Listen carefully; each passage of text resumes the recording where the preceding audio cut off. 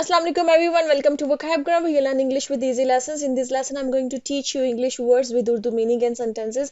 आप लोग अक्सर मेरे से रिक्वेस्ट करते हैं कि मैम जब आप vocab पढ़ाती हैं, जो vocabulary पढ़ाती हैं, तो उसमें उसके उर्दू में मीनिंग्स भी साथ लिखा करें. तो इस वजह से मैंने ये सीरीज जो है वो स्टार्ट की हुई है कि जिसमें मैं आपको ऐसी vocab पढ़ाती हूँ जिसके मैं उर्दू मीनिंग्स भी आपको साथ में दे सकूँ.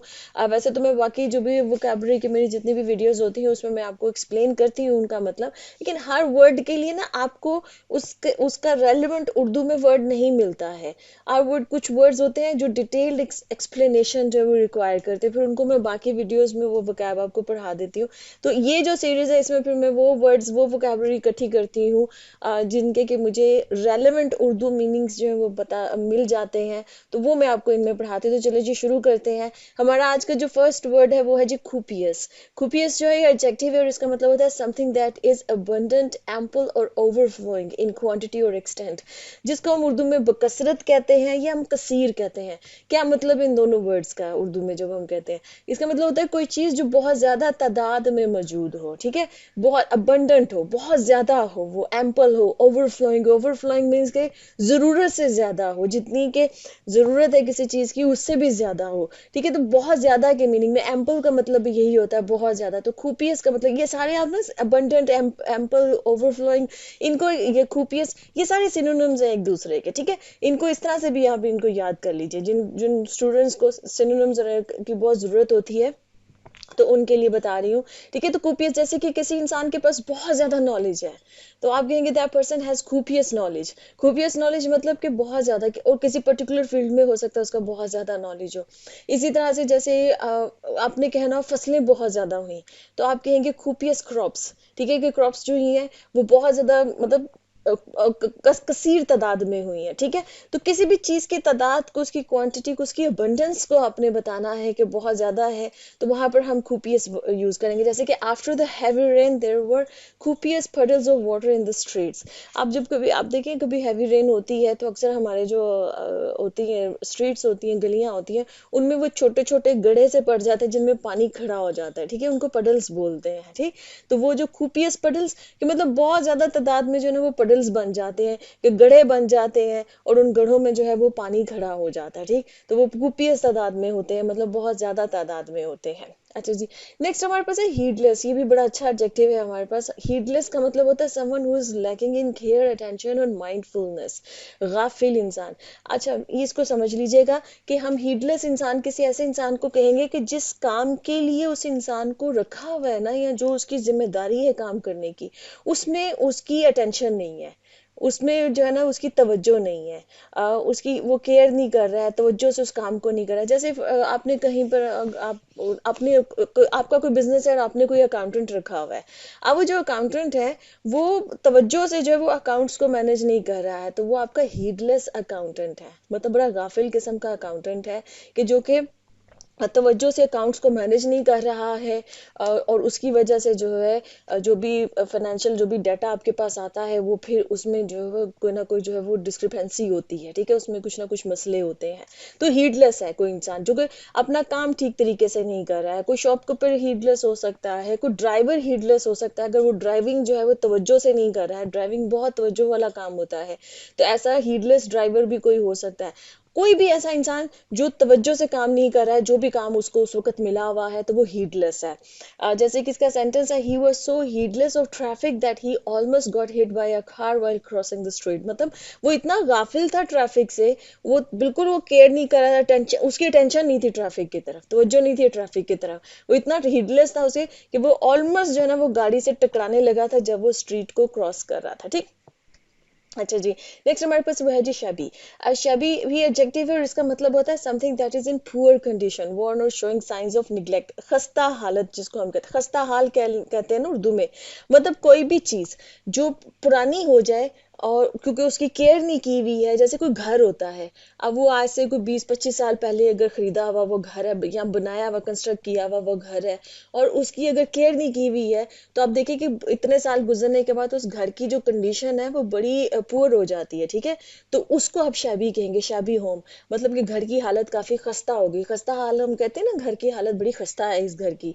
या किसी कोई भी बिल्डिंग है पुरानी, उसकी हालत काफी, जैसे हमारे मुल्क में हिस्टोरिकल जो जो जितनी भी बिल्डिंग्स हैं वो काफ़ी शैबी कंडीशन में है, क्योंकि कोई केयर ही नहीं करता उनकी, तो वो खस्ता हाल में है। ठीक है, इस तरह से जैसे घर का जो फर्नीचर है, अगर बहुत सालों तक उसकी तवज्जो नहीं दी हुई है तो वो बड़ी खस्ता हालत में हो जाते हैं वो तो। ठीक है, तो उनको आप शैबी फर्नीचर कह सकते हैं, शैबी सोफा कह सकते हैं, काउच कह सकते हैं, चेयर कह सकते, कोई भी चीज़ जो कि खस्ता हाल में होती है, जिसकी जिसकी कंडीशन जो है ना वो काफ़ी ख़राब हो चुकी होती है, क्योंकि उसको उस पर केयर नहीं की गई है, उसकी तवज्जो नहीं दी गई है। ठीक है, सेंटेंस है the ones elegant mention had become shabby over the years with peeling paint and overgrown gardens। ठीक है, कोई मैंशन है पुराना, ठीक है, अब क्या हुआ है कि जैसे हवेलियां वगैरह होती है ना हमारे पुरानी पुरानी सी, अब वो उन पे चूंकि तवज्जो नहीं दी हुई है, तो उस वजह से उनकी जो कंडीशन है वो काफी शैबी हो गई हुई है। पीलिंग पेंट मतलब कि उनका जो पेंट है वो उतर रहा है, वो पील कर रहा है। ठीक है, वो जो पेंट उतर जाता है।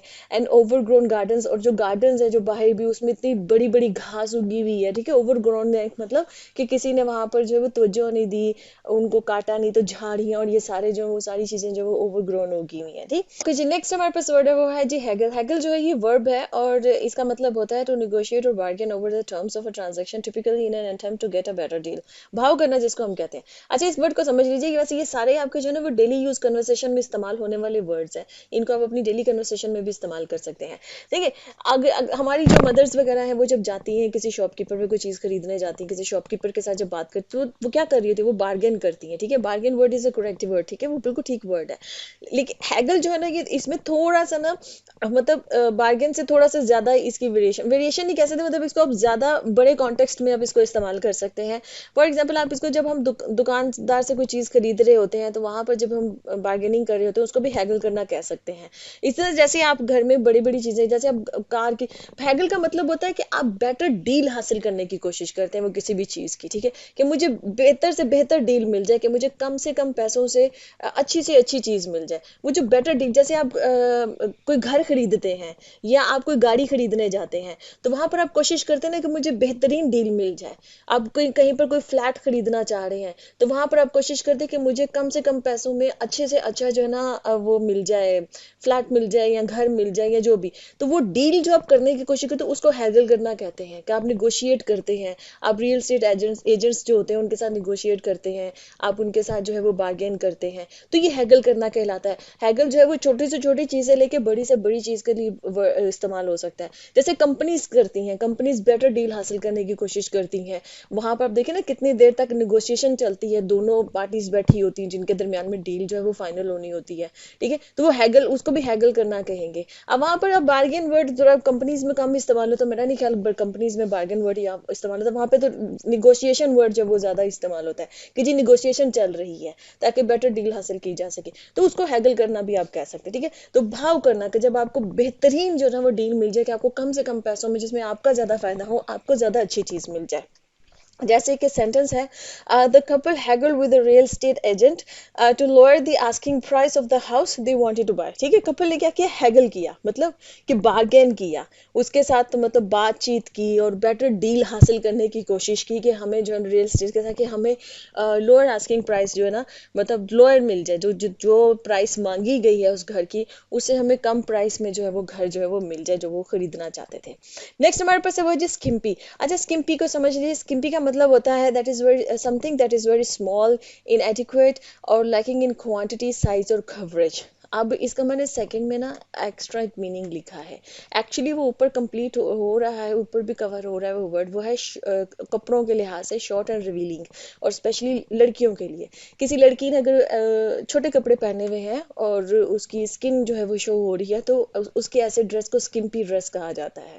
ठीक है, जैसे छोटी स्कर्ट्स वगैरह होती है, स्किम्पी ड्रेसेस इनको बोला जाता है, कि जो रिवीलिंग होते हैं। इसी तरह से कोई चीज जिसकी क्वांटिटी स्मॉल स्मॉल हो, थोड़ी हो, इनएडिक्वेट जो कि मतलब उसमें नहीं हो, काफी नहीं हो, तो हम जो इसे नाकाफी बोलते हैं ना, जिसको लैकिंग इन क्वांटिटी, कि जो कम है, किल्लत जिसको बोलते हैं, जिसको कमी बोलते हैं, कमी कह लीजिए, किल्लत कह लीजिए, नाकाफी कह लीजिए, इन मीनिंग्स में जो है ना वो स्किम्पी जो है वो वर्ड यूज होता है, जैसे कि the budget allocated for the project was quite skimpy, मतलब कि जो बजट एलोकेट किया गया है वो काफी कलील है। कलील वर्ड आप यहाँ पर फिट कर सकते हैं, मतलब कि काफी कम है, कम भी कह सकते हैं। थोड़ी एडवांस उर्दू में बोलेंगे तो कलील बोल लेंगे आप वर्ड, ठीक।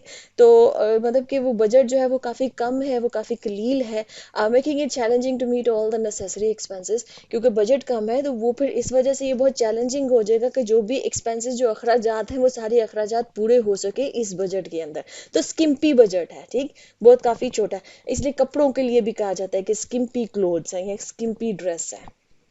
अच्छा जी, नेक्स्ट है जी मोटली। मोटली हम कहते हैं कि something composed of various elements of diverse and varied in appearance. देखिए, कोई चीज है, कलेक्शन ऑफ चीज है, उसके अंदर जो एलिमेंट्स है ना उस चीज के अंदर वो काफी उसमें डाइवर्सिटी है, उसमें वैरायटी है, जिसको हम उर्दू में बोलते हैं ना कई तरह के। तो उसमें जो ना वो मोटली जो वर्ड है ना वो इस्तेमाल होता है, कई तरह के, ठीक है। मोटली डिजाइंस, कई तरह के डिजाइंस, मोटली कलर्स, कई तरह के कलर, वैरायटी में जब कोई चीज होती है, ठीक। जैसे कि अब इसमें जो हमने सेंटेंस बनाया, the room was painted in a motley pattern with stripes dots and swirls in various colours, ठीक है ना, कि मोटली पैटर्न पैटर्न में बनाया गया, मतलब बड़ी वैरायटी है उस पैटर्न के अंदर, के डॉट्स भी हैं, स्ट्राइप्स भी हैं, स्वर्ल्स, स्वर्ल्स होते हैं ना वो गोल गोल से जो बने हुए होते हैं, ठीक है। तो स्वर्ल्स भी हैं। तो मतलब मोटली पैटर्न्स कई तरह के, जो हम उर्दू में अक्सर बोलते हैं ना कई तरह के, तो वहां पर हम वैरायटी ऑफ वर्ड, ठीक है, बिल्कुल वो भी बोल कह सकते हैं। ये वेरियस जो वो यूज किया जाता है वो करेक्ट है। मोटली भी यूज किया जा सकता है। नेक्स्ट हमारे पास है वजह त्रोंग। त्रोंग जो है ना ये एज ए वर्ब नाउन दोनों तरह से यूज होता है, और इसका मतलब होता है a large dense crowd of people और थिंग्स गैदर क्लोजली टुगेदर, जिसको हम हजूम बोलते हैं या जिसको हम भीड़ बोलते हैं ना। आप सिंपली हम क्राउड बोल रहे हैं किसी चीज का, ठीक है, तो वो भी ठीक है, लोगों का हजूम, लोगों की भीड़।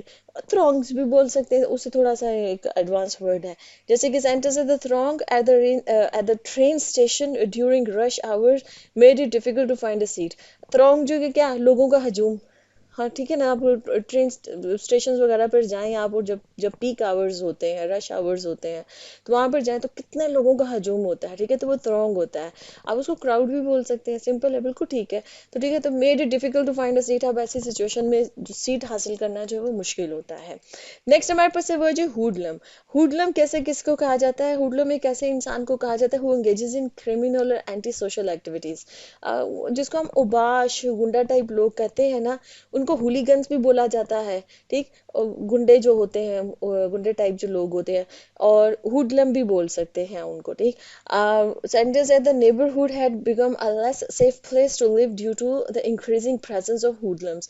नेबरहुड मतलब कि इलाका, किसी इलाके के बारे में जो आपके इर्द गिर्द का इलाका, आप कहेंगे नेबरहुड, मतलब कि जिस इलाके में आप रह रहे हैं ना, तो आप कहेंगे कि हमारे यहाँ, जैसे हम बोला जाता है ना हमारे यहाँ, तो नेबरहुड का मतलब कि हमारे इस इलाके में जो है ना बिकम लेस सेफ प्लेस, कि अब ये जो जगह है ना वो इतनी सेफ नहीं रही है रहने के लिए, due to the increasing presence of hoodlums, के यहाँ पर बड़े उबाश किस्म के गुंडे टाइप के जो लोग हैं ना वो बहुत ज़्यादा आ गए हैं, तो ये जगह अब जो है ना वो रहने के लिए सेफ नहीं रही है। ओके जी फ्रेंड्स, यहाँ पर लेसन खत्म होता है। आई होप कि इंटरेस्टिंग आपको लगी है आज की वोकैबुलरी, आज की वीडियो आपको इंटरेस्टिंग लगी है, and I will see you next lesson. अल्लाह हाफिज़।